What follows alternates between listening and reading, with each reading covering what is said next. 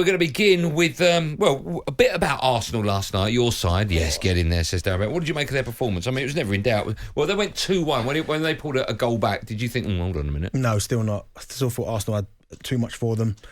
Fair play to Sunderland. I mean, one thing about Sunderland fans, by the way, they don't half travel, do they?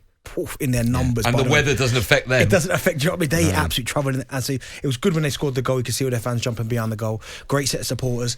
But yeah, Arsenal always had way too much for them. I mean, games like Nketiah getting his hat-trick, which was good. Pepe getting goals. Arsenal's strength and depth. And I said it before, for me, Sunderland, it was fantastic getting to this position. Potentially win. They're never going to win the competition, were they? Their biggest goal this season for Sunderland is getting out of that League One. They're up there. I think they're third at the minute. Yeah. They've got a chance of getting out there. They've been in that division way too long. That's got to be Sunderland's priority, not winning the League Cup, because I don't think they were ever going to win it. I agree, but I do feel a bit like Spurs and West Ham actually start. When you get to the latter stages of a competition and it's got the word final in it, a quarter-final, semi-final, then all of a sudden it comes a bit more real, doesn't it? No, but Spurs, West Ham have got genuine chances of winning it.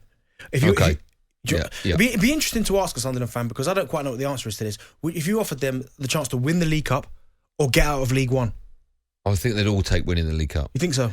Yeah, because they might win. They might get promotion next season. Yeah, but winning a cup is it's special. Few and far between. Certainly for clubs that don't win. I was going to say smaller, but no disrespect. Clubs that don't win it that often. Yeah, you're probably right. Thing. But I just like Arsenal. But we win it. Here we go. Already, everyone. But no, for a side like Sunderland, their priority this season has to be getting out of that League One. But listen, put great account of themselves, but Arsenal, too much quality.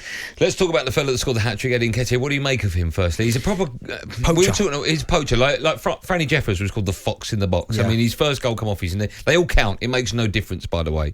His last goal was fantastic at the back heel. Reminded me, I don't know if you remember this, Lee Sharp scored a goal similar for United against Barcelona. Mm-hmm. When players scored a back heel goal, it looks fantastic. But what do you make of him as a player? He's free to talk to other clubs in January, right? I can understand from his perspective, because he's almost, I don't think he's, and this is no disrespect to him, but I don't think he's good enough to be certainly for Arsenal Football Club and where Arsenal want to go, to be your main number 9 week in, week out. I don't think that's the case. When you look at some of the players Arsenal have got, you look at Lacazette, for instance, what he brings to the club, holds the ball up, brings others in, gets the occasional goal as well. I don't think he can do that. Because he's a goal poacher? Not because he's a goal poacher, but I just don't think he's at that level. Okay. But for cup competitions, he's almost turned into a cup competition striker for Arsenal. When we've got a cup game against maybe lesser opposition, or not even lesser opposition, Nketiah will play. And I can understand from his own perspective, it's a little bit... It's not a nice feeling to know that he scores a hat-trick this game, the next Premier League game, he knows he's not going to play. Yeah. So that's not a nice feeling to have for himself. But he's one of them, and I look through the Premier League table, there are teams out there that could do with an Nketiah, that need someone solely to put the ball in the back of the net. And as you said, he's free to speak to someone in January. Okay, so if he were, what type of club? Listen, we talk about West Ham so often about them needing another forward because Antonio's never going to last the season. I think where West Ham are, I think they've almost outgrown him a little bit in terms of where they're going. But someone like Brighton, for instance, now. All right. For me, that's the perfect landing spot, because he needs to be playing first team football. He's playing first team football, but Brighton can create that many opportunities with the likes of Trossard and Modard. They've got so many good technical players Gross, so many good players. All they simply need, Brighton, is someone to stay in and around the box, score goals. More pay for me hasn't been good enough since he's been there. Danny Welbeck, I think, is good enough, but the injuries have just killed his career. What about someone like Everton? Because you've seen what's happened to them since Calvert-Lewin's not been available. Yeah, Everton, but they're quite a pragmatic side when I look at Everton. And also, you look at the two wide men, they're putting crosses in. That's built for Calvert-Lewin. Yeah. But the way that Brighton play, it's always on the deck, it's always nice, intricate passing. If you had someone there that would finish it off, because he's a good finisher, Nketiah, he could get a lot of goals in that Brighton side. Would Arsenal fans be disappointed, I wouldn't say devastated, but disappointed to see him leave? Do you think they want to keep him at the club? There'd be some that want to keep him simply for the fact that he's one of their own.